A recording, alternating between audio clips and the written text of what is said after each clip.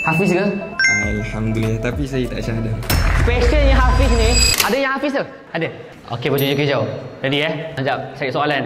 Takut susah sangat pula kesian korang. A'udzu billahi minasy syaithanir rajim. وقال الذين لا يرجون لقاءنا لولا أنزل علينا الملائكة أو نرى ربنا لقد استكبروا في أنفسهم وعتوا عتوا كبيرا.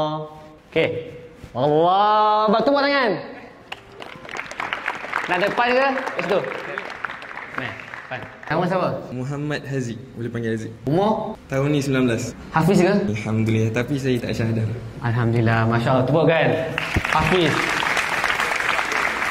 Specialnya Hafiz ni, Allah SWT sebut dalam Quran, Inna nahnu nazzalna dzikra wa inna lahu lahafizun. Aku telah turunkan Al-Quran, aku telah menjaganya daripada turunnya sampai sekarang 1400 tahun dah. Macam mana cara jaga dia? Dengan Aziz lah. Dia salah satu dia lah. Okey, tepuk kan?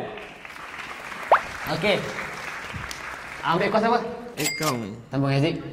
Bismillah.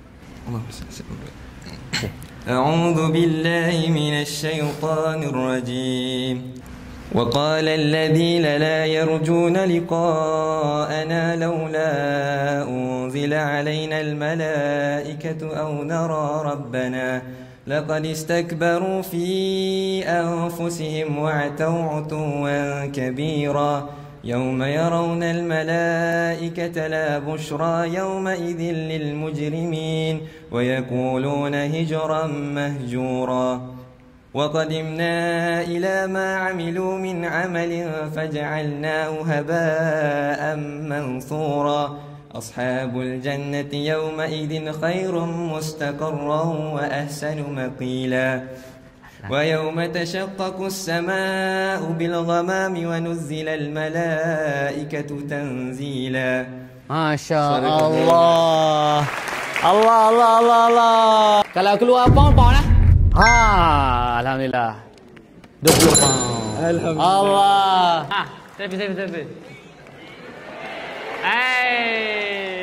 Semoga Allah SWT kukuhkan Al-Quran Haziq.